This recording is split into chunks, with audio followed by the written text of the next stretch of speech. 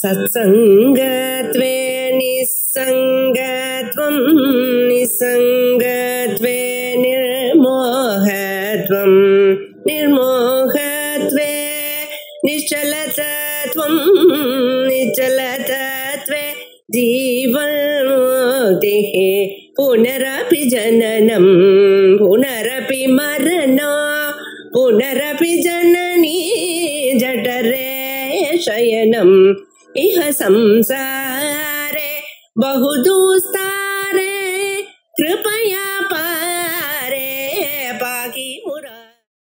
அடுத்தது கடித்வந்தம் சத்யா திமிர பரிபந்திஸ்வரணய புரநானாரத்னாபரணவரிணத்தேந்திரருடும் கவஸ்யாமம் மேகம் காமவி மணிபூரைகரணம் ஸ்ரீதேவே வரதந்தம் ஹரமிகிர சப்தம் திரிபுவனம் கடித்வந்தம் சத்யா திமிர பரிபந்திஸ்வரணய. ரெண்டு அம்சங்கள் சொன்னோம். முதல்ல அஞ்ஞானத்தை போக்கக்கூடியதான ஒரு ஞானம் உண்டாகும். இரண்டாவது, அந்த ஞானத்தை நாம் அனுபவிப்பதற்காக மனசு நிம்மதி பெறணும். எவ்வளவுதான் சொல்லிக் கொடுத்துருந்தாலும் எவ்வளவுதான் அனுபவித்துக் கொண்டிருந்தாலும் நம்ம படிச்சாலும் மனசுக்கு நிம்மதி இல்லைன்னு அது ஒன்றதில்லை. மனசு நிம்மதியா இருக்கணும், நல்ல அறிவு இருக்கணும்.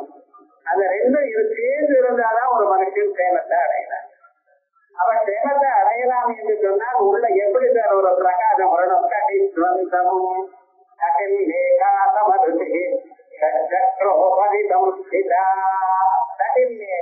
மின்னல் கொடி மாதிரி, அந்த மின்னல் கொடி மாதிரி நமக்கு உள்ள தெரிய ஆரம்பிக்கும். இதற்கு முன்னால சப்தம் தெரியும்னு சொன்னேன். தியானம் வரும் பொழுது அநேக விதமான சப்தங்கள் கேட்கும்.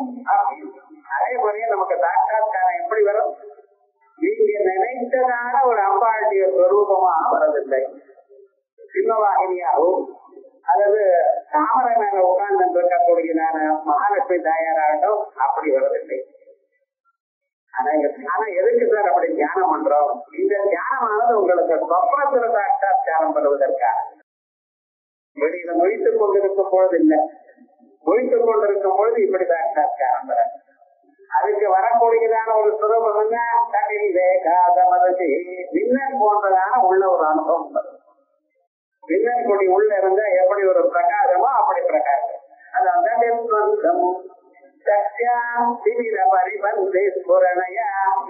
இருட்டு, அந்த இருட்டை போகக்கூடியதான ஒரு தோற்றம். கண்ணை மூடினா உங்களுக்கு இருட்டதான் தோன்றும். லைட் போட்டிருந்தாலும் சரி, கண்ணை மூடினா இருட்டதான். மத்தியானம் 12 மணிக்கு வெட்ட வெளிச்சத்துல போய் கண்ணை மூடிக்கிறோம். வெளியில எவ்வளவு ஒளி இருங்க இருந்தாலும் என்னன்னா கண்ணை மூடினதுமே இருட்டுதான் தோன்றும். அது சுவாவம். ஏன்? வெளிச்சம் கண் இருந்தா தான் பார்க்க முடியும். முடிச்சு கண்ணை மூடினா எவ்வளவு வெளிச்சம் இருந்தாலும் தெரியாது, உள்ளூர இருட்டுத்தான் இருக்கு. அந்த இருட்டு தான் தாங்கள் பார்க்கிறேன். ஆனா அந்த இருட்டை போக்கடிக்கணுமே ஆனால், உள்ளுருக்கிற இருட்டை போக்கடிக்கணுமே ஆனால் உள்ள பிரகாசம் இருக்கணும். அந்த பிரகாசம் எப்படி வருது? இந்த மின்னல் மாதிரி வருது.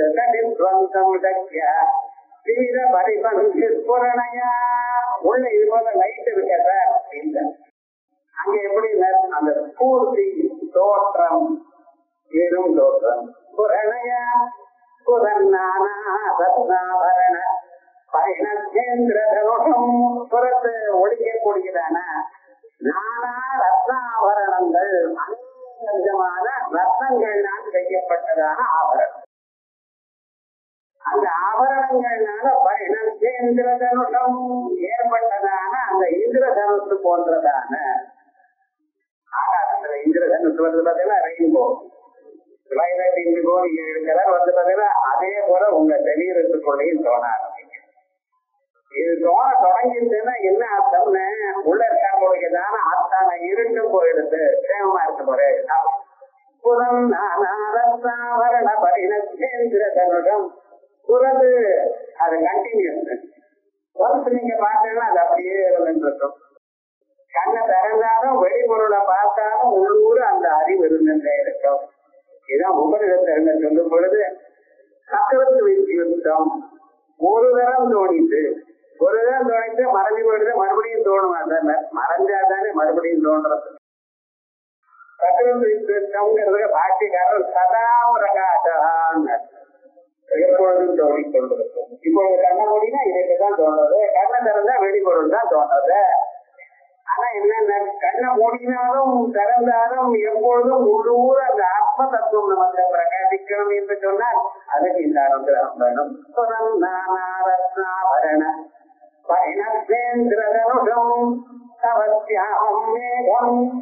இந்திரதனுஷ் வரணுமே, அதுக்கு ஒரு மேகம் இருக்கணுமே. மேகங்கள் இருக்கும் பொழுதுதானே அந்த அறிவில் வரும். சாதாரணமா வருமா? வராது. ரெயின்போ வரணும்னா என்ன வேணும்? மேகங்கள் இருக்கணும். ராத்திரியா இருக்கக்கூடாது, அது பகலா இருக்கணும். பகல்னா மத்தியானம் 12 மணி இருக்கக்கூடாது. அது ஒரு காலமே 7 மணிக்கோ சாயங்காலம் 4 மணிக்கோ அப்படி சூரியன் ஒரு காயெல்லாம் இருக்கணும். அப்ப அந்த சூரிய கிரணங்கள் அந்த மேகங்கள் மேல விழுமையானால் மேகங்கள்ல இருக்கக்கூடியதான ஜலபிந்துகள் இருக்கு, அதுல இருந்து ரிஃப்ளெக்ட் ஆகும். ரிஃப்ளெக்ட் ஆகி அதுக்கான அந்த வில்லு தானா தெரியும். அந்த இந்திர தனுஷை அப்பொழுதுதான் பார்க்க முடியும். அதே போலயே அம்பாள் மேகமா இருக்கலாம். தவத்தியாமம் மேகம், அந்த நீருண்ட மேகம். தியாமம் மேகம் சொல்றத நீருண்ட மேகமானது மணிபூர கைகரணம். ஏதோ மணிபூர கைகரணம், மணிபூரம் இது பேரு வச்சிருக்கோம். மணிகள்லாம் பூரணமாக இருக்கக்கூடியது. ஒட்டியானங்கள்லாம் போட்டுண்டு அதுல கிரணங்கள்லாம் அதுல நிறைய ஆபரணங்கள்லாம் போட்டிருந்த பழைய நாள்ல. இப்ப தங்க வேலை வைக்கிறதுக்கு ஒட்டியானம் போட்டுக்க முடியுமா?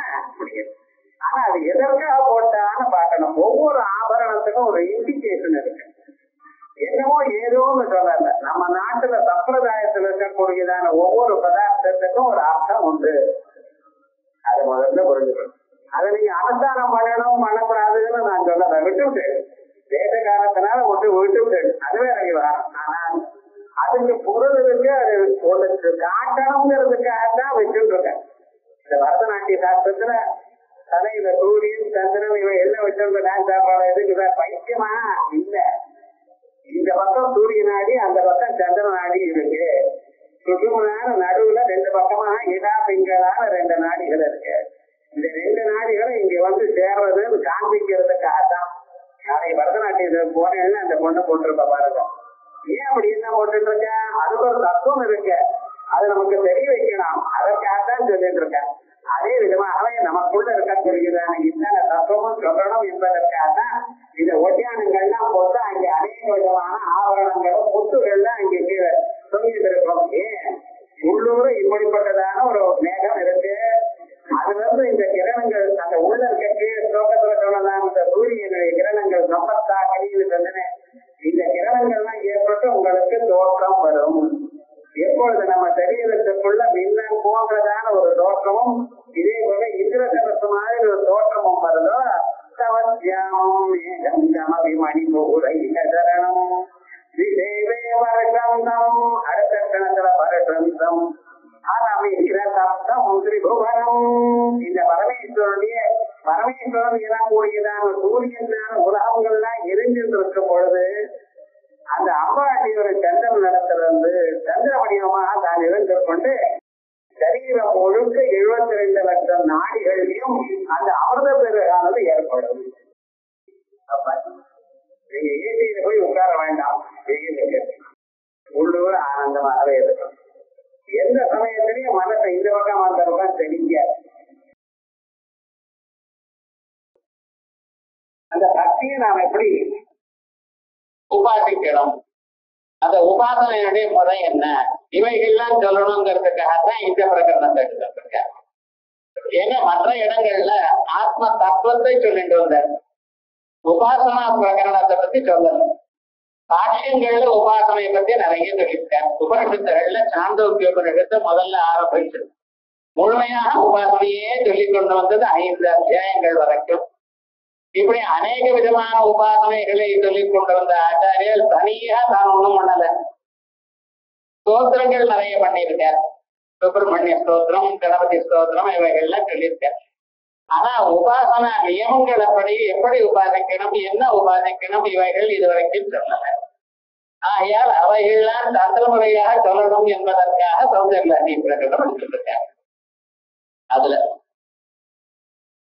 முதல்ல இருந்து அநேக பிரயோஜனங்கள் உபாசனை எல்லாம் நமக்கு என்ன கிட்டமோ அவைகள் சொல்றதுக்காக ஒவ்வொரு ஸ்லோகமா தனித்தனியா பண்ணினேன். இந்த வேதங்களுக்கெல்லாம் பரம தாத்பரியம் அவன் முக்தி அடைவதற்காகத்தான். மானிட பிறவி ஆத்மாவாரே திரட்டவியலா, நீங்க தங்களை அறிந்து கொள்ளணும், அதற்காகத்தான் மானிட பிறவி இருந்திருக்க. ஆனா அதை அறியறது என்கிறது ரொம்ப கஷ்டம். அதற்காக என்ன பண்ணியிருக்கு, உபாசனைகளும் நித்திய கர்மாக்களையும் கொடுத்திருக்கும். அவனவனுக்கு ஏற்பட்டதான கர்மாக்கள் அதே போலயே சித்தமானது ஏகாக்கிரமாக வருவதற்காக மனதானது ஒரு இடத்துல ஒரு மணியாக நிற்கிறது இல்லை. ஏன் பரபரமாக போய் போய் அதுக்கு வழக்கம், ஒரு இடத்துல இன்னும் வழக்கம் இல்லை. ஆகையால் அப்படிப்பட்டதான அந்த மனசானது ஏகாக்கிரமாக நிற்கணும் என்பதற்காகவே உபாசனா மார்க்கம் உபநிஷத்துகளை சொல்லியிருக்கு. அதை நமக்கு சொல்லும் பொழுது நடுவுல நமக்கு வாழ்க்கையில வரக்கூடியதான இன்னல்கள் துன்பங்கள் இவை எல்லாம் போகணும். அப்பதான் நம்ம ஒரு முறையாக இங்க உட்கார முடியும். வாழ்க்கையில பரம்பரையாக மனுஷன் இழுத்துட்டா இருந்தா அவனால் உட்கார முடியுமா? அந்த அளவுக்கு எல்லாத்தையும் துறந்து போகக்கூடியதான சாமர்த்தியம் எனக்கு வரலையே. ஐயா, அவனுக்கு இந்த தத்துவமானது புரியறதுக்காக அவன் வாழ்க்கையில அவ்வப்பொழுது பிராரப்த கர்மாவனால ஏற்படக்கூடியதான துன்பங்களை ஓரளவுக்கு உபசமனம் பண்ணி அவனை இந்த பக்கம் திருப்பணம் என்பதற்காக அநேக ஸ்லோகங்கள் அநேக விதமான உபாசனங்கள் இவைகள்லாம் சொல்லிட்டு கடைசியில முதல்ல சிவசக்தியாயுக்தோ என்று எல்லா உபாசனங்களுக்கும் சாரமாக எப்படி மனசு ஒருமுறையாக நிற்கணும் என்பதற்காக எல்லா துன்பங்களும் நீங்களும் என்பதற்காக முதல் ஸ்லோகத்தை சொன்னாரோ அதே மாதிரி தடித்வந்தம் சக்தியாதி மிதபடிபந்திஸ்புரணையா, தடித்வந்தம் மின்னல் கொடி போன்றவாறு ஒரு தோற்றம். நம்ம தியானம் பண்ணிட்டு இருக்கும் பொழுது இதயத்துல மின்னல் கொடி மாதிரி மூலாதாரத்திலிருந்து பிரம்மரத்திய பரியந்தம் தகில் ஏகாசமருதி சக்கரோ பரிதம் சிதா அப்படின்னு மின்னல் கொடி மாதிரி அது தோணி. அது என்ன பண்ணும்? திமிர பரிபந்திஸ்புரணையா, திமிரம் அஞ்ஞானம், இந்த அறியாமை. அறியாமைக்கு முன்னால ஒண்ணு இருக்கு, இது நம்ம எதுக்கும் உபயோகம் இல்லை, எதுக்கும் கையாளாதவன் அப்படின்னு ஒரு மனுஷனுக்கு ஒரு டிப்ரெஷன். அது போக எல்லோராலையும் எல்லாம் முடியாது. ஆனா நம்மளால ஓரளவுக்கு நம்ம எடுத்துக்கொண்டதான காரியம் செய்ய முடியும் எனக்கூடியதான ஒரு நம்பிக்கை மனுஷனுக்கு வேணும். நாம் எந்த காரியம் எடுத்தாலும் அது நமக்கு கைகூடும், அம்பாள் அனுகிரகம் பண்ணுவாள் அப்படிங்கிற ஒரு நம்பிக்கை நமக்கு வேணும். அந்த நம்பிக்கை இருந்து அவன் முயற்சி பண்ணினானேயானால் எல்லா விதமான அறியாமையும் போய்விடும். திமிர பரிபந்து புரணையா புறம் நானாரத்னாபரண பரிணத்தே கிரதனுஷம். புறத் நானாரத்ன அந்த இந்திரதனுஷானது இந்த ரெயின்போ எப்படி வருதோ அதே மாதிரி அம்பாளுடைய மணிபூரத்தில் இருக்கக்கூடியதான அநேக விதமான ஆபரணங்கள், அது இருக்கக்கூடியதான அந்த கற்கள், விலை மிகுந்ததான கற்கள், அதுல இந்த ஸ்புரணமானது மேல விழுந்து நமக்கு உள்ளூரே அந்த இந்திரதனுசு தோண தொடங்குது. ஆபரண பரிணத்த இந்திரதனுடம் தவசியாமம் மேகம். அம்பாளுடைய சொருப்பம் எப்படி இருக்கு? நீருண்ட மேகம் மாதிரி இருக்கு. கிருஷ்ணனுடைய கலரும் ராமனுடைய கலரும் நம்ம சொல்லும் பொழுது நீருண்ட மேகம்னு சொல்றோம். அந்த நீருண்ட மேகம் என்ன? சத்திய பரப்பிரதம். நீங்க எப்படி மேகமானது நீருண்ட மேகமானது மழையை கொட்டுமோ அப்படி தாங்கள் நினைத்ததான எத்தனை பதார்த்தங்களையும் உலகத்தை கொடுக்கக்கூடியதான உங்களுக்கு கொடுக்கக்கூடியதான சாமர்த்தியம் உண்டு. ஆகையால் தவசியாமம் மேகம் கமபி மணிபூரை கஜரணம் என்னது என்று சொல்ல முடியல. ஏதோ ஒண்ணு கமபி என்ன, அதுக்கு பெயர் ஒரு கிடையாது. அம்பாளுக்கு லலிதா சகஸ்ரநாமம்னு 1000 நாமாக்கள் சொல்லிருக்கேன். இந்த 1000 நாமாக்கள் ஒரு விசிஷ்டமான நாமாக்கள். இது தவிர கங்கா பவாதி காயத்ரி காளி லட்சுமி சரஸ்வதி அப்படின்னு சொல்லி 10 விதமான நாமாக்கள் இருக்கான். சியாமலா லலிதா தசா அப்படின்னு 10 விதமான நாமாக்கள். ஆனா அத்தனை நாமாக்கள்லையும் விசேஷமான நாமாக்கள் வார்த்தைகள்னால சொல்லப்பட்டதான இந்த நாமாக்கள் அவன் அனுபவிச்சதான நாமாக்கள். அவனுடைய மனசுல தோணினதான அந்த சொரூபம் என்னென்ன குணங்கள் இருக்கோ அந்த குணங்களை அப்படியே சொன்னதான நாமாக்கள். ஆகையால் அது விதமாக நாம ஆனா வசுதா ஏதாவது ஒரு பேர் உண்டோ இல்ல, பேரும் ஒரு இல்லாதான ஒரு தத்துவம், தத்துவாதீதமான ஒரு ஸ்வரூபம். அந்த சுத்த பிரம்மம் இருக்கே, அதுக்கு இன்னது தத்துவம் என்று சொல்ல முடியாது. வாக்குக்கும் மனசுக்கும் எட்டாதான ஸ்வரூபம் இன்னதுதான் என்று எடுத்த வாயால சொல்ல முடியாது. ஆகையால் பேர் இல்லாத ஸ்வரூபம். ஆகையால் கமபி மணிபூரை கதரணம் தபஸ்யாமம் மேகம், அப்படிப்பட்டதாவது நிஷேவே வருஷம் அரமிகிர தப்தம் திரிபுவனம், இப்படிப்பட்டதான பல சேவிக்கிறேன்.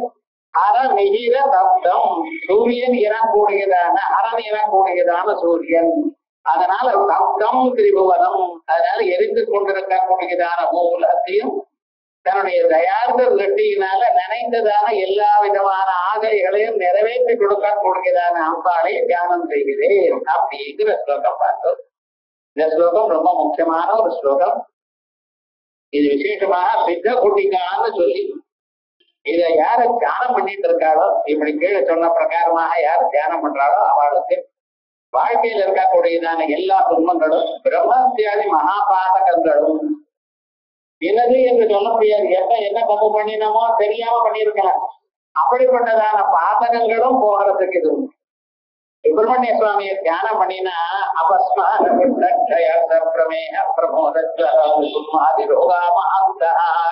அப்படின்னு ரொம்ப ராஜாக்கள் எல்லாம் போயிடுமா.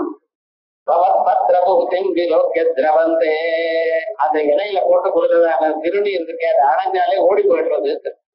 அதே மாதிரியா இந்த ஸ்லோகம் கேட்ட வந்தாலே ஏதாவது ஆத்துல ஏதாவது நமக்கு தெரியாமலேயே விரோதிகள் ஏதாவது செய்வனை பண்ணியிருந்த போதிலும் அப்படி வெள்ளம் இருந்தாலும் இது ஓடி போயிடும், கிட்டையே வரவிடாது. ஆனா அவளால இந்த ஸ்லோகத்தை படிக்க முடியாது சார். அதுக்காகத்தானே முயற்சி எடுத்துக்கணும். மானிட பிறவியில பகவான் நமக்கு ரெண்டு கொடுத்துருக்காரு.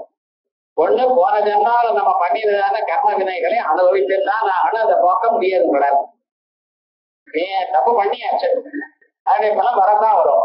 ஆனா அதே சமயத்துல என்ன பண்ணியிருக்காரு தெரியுமோ, அதுக்கு பிராயசித்தம் பண்ணக்கூடியதான ஒரு திறமையை நமக்கு கொடுத்துட்டு பிரிவிலும் இருக்கு. இந்த 100 வருஷங்களுக்குள்ள நீங்க அதையும் பண்ணலாம். ஆகையால் அவைகள் பணிமேலையானால் அது ஓரளவுக்கு உபசமாகும். அதே விதமா அடுத்த பிறவில உங்களுக்கு அது கிட்ட வரவிடாம பார்க்கும். அப்படி இல்ல அது 7 பிறவி போயிட்டே இருக்கும். ஆகையால் அவைகள் இல்லாம பண்றது இந்த உயர்ந்ததான ஒரு பிரயோஜனம் அப்படிங்கிறதுனால வருஷம் அரமிகிர தப்தம் திரிபுவனம் அப்படிங்கிற ஸ்லோகத்தை நேற்று பார்த்தோம்.